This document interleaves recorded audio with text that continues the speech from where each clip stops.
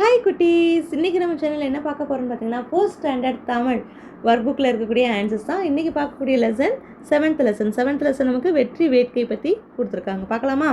பாருங்கள், வண்ணமிட்ட சொல்லை உரிய இடத்தில் எழுதுவேன். இது என்னதுப்பா? இங்கே ஆள், புறவி, கயம், சினை இதுக்கெல்லாம் வண்ணமிட்டிருக்காங்க. அது எந்தெந்த இடத்துல வரும்னா, இது பார்த்தனே தெரியும், ஆலமரம் அப்படின்னு. அப்போ ஆலமரம்னா ஆள். இது குதிரைக்கு இன்னொரு பெயர் புறவி. அடுத்து பாருங்கள், மீன்லேருந்து சினை முட்டையெல்லாம் வெளியே வருது, இது சினை, இதுக்கு பேர். அடுத்து பாருங்கள், குளத்துக்கு இன்னொரு பெயர் கயம் அப்படின்னு சொல்லுவாங்க. சரிங்களாப்பா? அடுத்து தொடர்க்கு ஏற்ற பண்பினை எடுத்து எழுதுவேன். பாருங்கள், சாலமன் பள்ளியில் நுழைந்ததும் அனைவருக்கும் வணக்கம் கூறினான். இது என்ன பண்பு? மரியாதை செலுத்துதல். அடுத்து, மதன் பள்ளிக்கு வரும் வழியில் வயதான முதியவருக்கு சாலையை கடக்க உதவினான். இது உதவி செய்தல். அடுத்து, அருண் தான் விரும்பி வாங்கிய பொம்மையை அடம் பிடித்து கேட்ட தன் தங்கைக்காக விட்டு கொடுத்தான். இது விட்டு கொடுத்தல். அதே மாதிரி நம்மளும் நல்ல பண்புகளை வளர்த்து கொள்ளணும், இங்கே இருக்கிற மாதிரி. சரிங்களா? அடுத்து பாருங்கள், நிகழ்வுகளை படிப்பேன், விடையை எழுதுவேன். இங்கே என்ன நிகழ்வு கொடுத்துருக்காங்கன்னா, நடுவர் வந்து விட்டார், மின்கலன்கள் இல்லையே அப்படின்னு சொல்லி இவங்க கேட்குறான். அதுக்கு உங்கள் கழிவுநீர் மேலாண்மை திட்டம் வெற்றி பெற்றதற்கு வாழ்த்துக்கள் அப்படின்னு சொல்லி நடுவர் அவர்கள் இவங்களுக்கு ஃபஸ்ட் ப்ரைஸ் கொடுத்துருக்காங்க. என்ன ரீசன் அப்படின்னு பார்த்தீங்கன்னா, இங்கே மின்கலன்கள் இல்லையேன்னு சொல்லி கொடுத்துருக்காங்களா, இந்த மின்கலன்களை பயன்படுத்தி கொள்ளுங்கள் அப்படின்னு சொல்லி இவங்க சொல்கிறாங்க. ஆக்சுவலாக அவங்களே நடிக்கிறாங்க. அப்போ நம்ம ஊருக்கு ஆற்று நீர் சுத்தமாக வந்துள்ளது, இனி இதை பயன்படுத்தலாமே அப்படின்னு சொல்லி யார் சொல்கிறா? இவங்க சொல்கிறாங்க. சரிங்களா? அப்போ கழிவுநீர் இங்கேருந்து பாருங்கள், சரி ஐயா அப்படின்னு சொல்லிட்டாங்க. கழிவு நீர் இல்லாத ஆற்று நீர் நன்றாய் குடிக்கலாம். ஏன்னா எல்லாமே சுத்திகரிச்சிட்டாங்க, அதனால் சுத்தமாக இருக்கிறதுனால விலங்குகள்லாம் நல்லா குடிக்குது. ஆக நம் கடலுக்கு கழிவு நீர் கலக்காத சுத்தமான நீர் வந்திருக்கு அப்படின்னு சொல்லி கடலும் சந்தோஷப்படுது. அப்போ கழிவு நீர் மேலாண்மை பற்றின ஒரு இதுதான் எக்ஸ்பெரிமெண்ட் தான் இவங்க செஞ்சுருக்காங்க.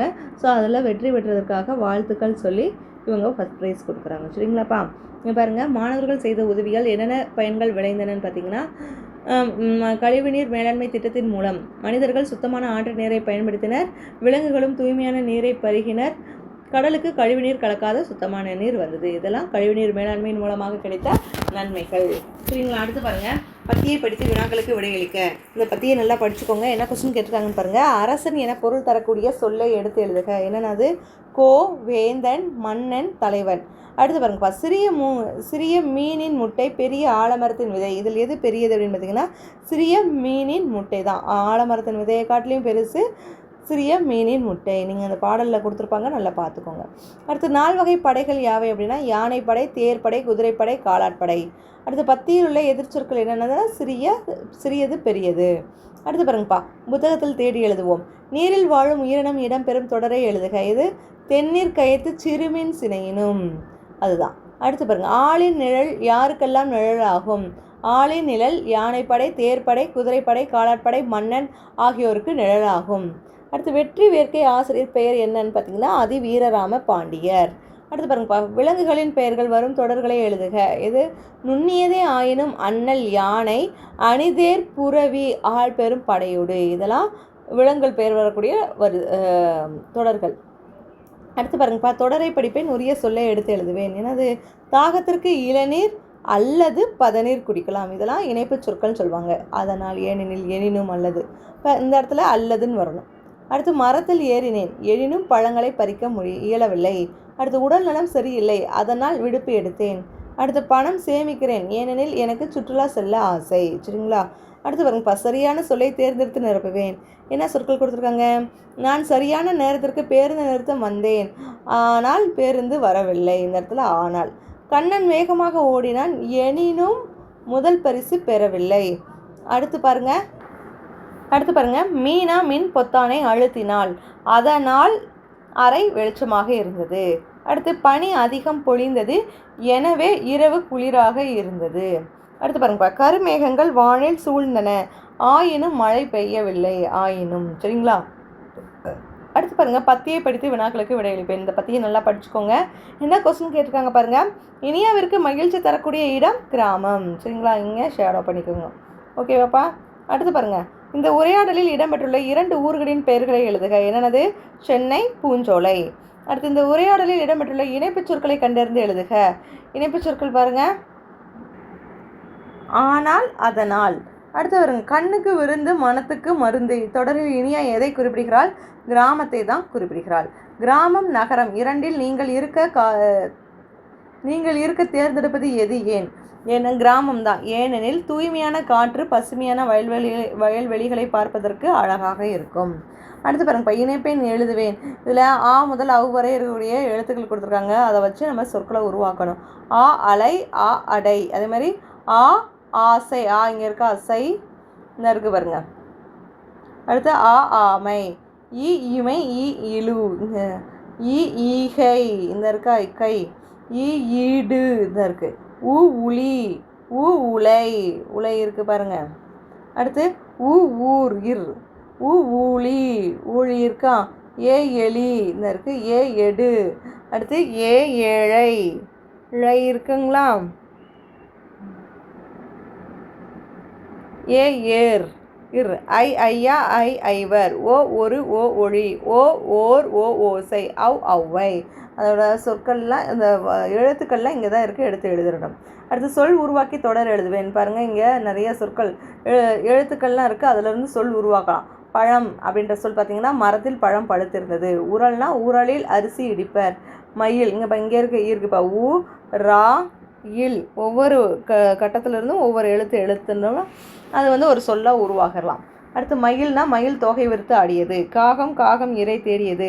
பாலம் ரயில் பாலத்தில் சென்றது. கனவு முகிலன் கனவு கண்டான். சரிங்களா? அடுத்து பாருங்கள், முதல் எழுத்தை குறில் நெடிலாக்குவேன், நெடிலை குறிலாக்குவேன். பாருங்கள், முதல் பலம்னா பாலம், கல் கால், பல் பால், குடை கூடை, வழி வாழி, நகம் நாகம், படம் பாடம், சட்டை சாட்டை, வனம் வானம், நிலம் நீளம், அது மாதிரி நரை நாரை, முட்டை மூட்டை, குண்டு கூண்டு, கொடை கோடை, பனை பானை, தளம் தாளம், பதம் பாதம், மடம் மாடம், தொண்டு தோண்டு, அவள் ஆவல். சரிங்களா? அடுத்து பாருங்கப்பா, 2 சொற்களுக்கும் உரிய ஒரே எழுத்தை எழுதுவேன். சோளம் சோறு. அது மாதிரி போர்வை போட்டி. அடுத்து பாருங்கள், கொடி கொடை. அடுத்து தொலைவு தொடக்கம். அடுத்து பார்த்திங்கன்னா சொற்கள் சொந்தம். இங்கே பாருங்கள், மோதிரம் மோர். அடுத்து மொச்சை மொட்டை. அடுத்து அறுவை அருங்கு. சரிங்களாப்பா? அடுத்து இணைப்பேன் வரைவேன் வண்ணம் திட்டுவேன். இதெல்லாம் இணைச்சிக்கோங்க. இந்த மாதிரி வரைஞ்சி ஒரு முயல் குட்டி ஒயிட் கலர் வரைஞ்சி கேரட் சாப்பிட்ற மாதிரி அதுக்கு கலர் பண்ணுங்கள். ரொம்ப கலர்ஃபுல்லாக இருக்கும். சரிங்களா? அடுத்து பாருங்கள், வளரறி மதிப்பீடு கொடுத்துருக்காங்களா? ஆன்சர் பார்க்கலாமா? வசந்தான் நாளை பாடல் பாடினாள். அப்புறம் மீனின் முட்டை சினை என பாடலில் குறிப்பிடப்பட்டுள்ளது. அடுத்து இணைப்பு சொற்களை எழுதுக. பாருங்கள், மழை அதிகமாக பொழிய வேண்டும், ஆகையால் அதிக மரக்கன்றுகளை நட்டேன். அடுத்து பாருங்கள், வெற்றி வேர்க்கை எனும் நூலின் ஆசிரியர் யாருன்னா அதிவீரராம பாண்டியன். அடுத்து பாடலில் இடம்பெற்றுள்ள விலங்குகளின் பெயர்கள் யானை குதிரை. அடுத்து பாருங்கப்பா, ஆள் பெரும் படை. இதன் பொருள் என்னன்னா காலாட்படை. அடுத்து கடல் நீர் உப்பாக இருக்கும், என்ன செய்ய முடியாது, அதனால் குடிக்க முடியாது, ஆனால் குளிக்கலாம். கடல் நீரில் குடிக்க தான் முடியாது, குளிக்கலாம்ல. அடுத்து தெல்லிய என்பதன் பொருள் முதிர்ந்த. ஒரு சரியான பாடல் வரியினை தேர்ந்தெடுக்க. எதுனா தெல்லிய ஆளின் சிறுபழுத்து ஒரு விதை. இதுதான் சரியான வரி. அடுத்து பாடல் வரிக்குரிய சரியான பொருள் எது? பாருங்க, அணிதேர் புரவி ஆள் பெரும் படையோடு மன்னருக்கு இருக்க நிழல் ஆகுமே.